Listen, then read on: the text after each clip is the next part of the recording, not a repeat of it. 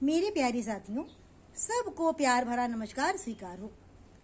आज मैं आप लोग को अपने बबली गुप्ता भैया की कहानी सुनाने जा रही हूँ।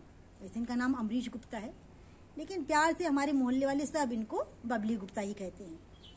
बड़े ही नेक दिल इंसान हैं, प्रॉपर्टी डीलर हैं और जितना कमाते हैं ज़्यादातर इनका समाज सेवा में चला जाता है। आए दिन प्रोग्राम कराना, गणेश उत्सव, चित्रकला वगैरह, बच्चों का कंपटीशन वगैरह कराते रहते हैं। बहुत नेक दिल इंसान है ये। और इनकी विशेषता है कि इनके चेहरे पर हमेशा प्यारी सी मुस्कान बनी रहती है। जो इनसे मिलता है, कितना भी दुखी होकर इनके पास आए, उसे ये हंसाकर मुस्कुराकर भेजते हैं। मतलब आदमी इनसे मिलकर प्रसन्न हो जाता है। तो इन्होंने कहानी भेजी। कहते एक घुड़सवार कहीं दूर जा रहा था।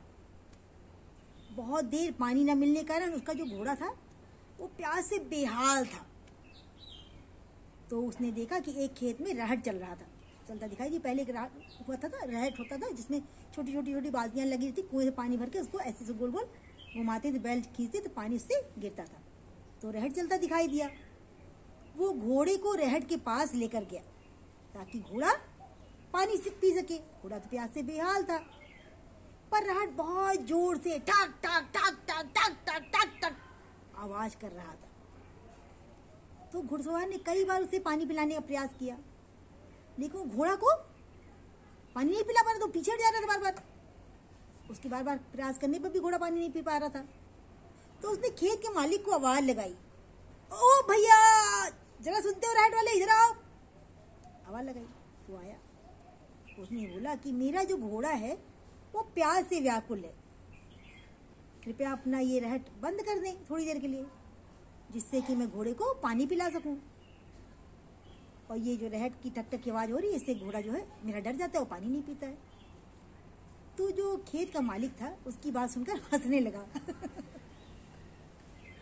बोला कि भाई तुम तो समझदार लगते हो, कि ऐसी मूर्खतापूर्ण बातें क्यों कर रहे हो। अगर रहट चलना बंद हो गया तो पानी आना भी तो बंद हो जाएगा, फिर घोड़ा पिएगा क्या। अगर तुम अपने घोड़े की प्यास बुझाना चाहते हो तो तुम उसे टक टक की आवाज में ही पानी पिलाने का अभ्यास करना पड़ेगा। तुम्हें किसी भी पिलाओ, दूसरा कोई उपाय है ही नहीं। तो अब जो घुड़सवार था वो चिंता में पड़ गया। तो बबली भैया आगे कहते हैं, जानते हो घुड़सवार है कौन? ये घुड़सवार हम आप हैं, मैं हूं, आप हैं, सभी लोग जो कहानियां सुन रहे हैं। और जो हमारा मन है यही तो घोड़ा है। और जगत की जो चिक चिक चिक चिक चिक चिक चिक चिक लगी है वो रहट की ठक ठक ठक ठक ठक ठक है। और जो वो भगवान है जिसे हम जीसस, यीशु, अल्लाह न जाने कितने नामों से बुलाते हैं, वो स्वयं इस खेत का मालिक है। और जो भगवान का भजन है, जो सुमिरन है, जो इसकी इबादत है, वो क्या है? वो पानी है। बिना भगवान का भजन किए, बिना ऊपर वाले का सुमिरन किए, ये जो हमारा मन है वो जन्मों जन्मों की प्यास उसकी बुझा पाना बिल्कुल असंभव है। मन कहता है कि मैं इस चिक चिक से भगवान का भजन कैसे करूं।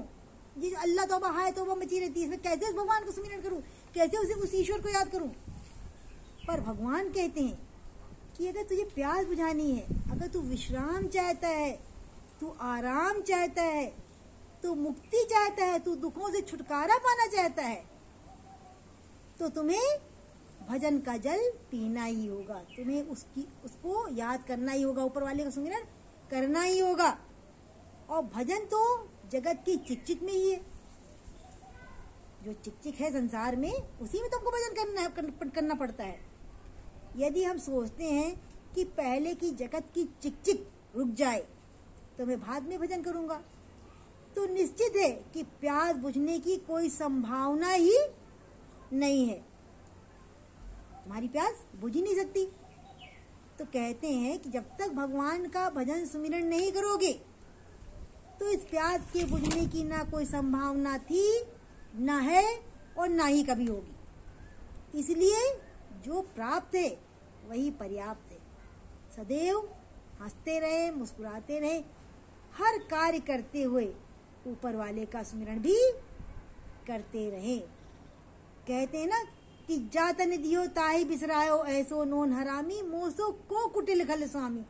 कि जो ईश्वर ने हमें इतना सब कुछ दिया, इतना सुंदर शरीर दिया, मानव का जन्म दिया, माता पिता दिए, बहन भाई दिया, जीवन साथी दिया, घर परिवार दिया, तो उन्हीं के साथ रहते हुए हमें उसका भी सुमिरन करते रहना है।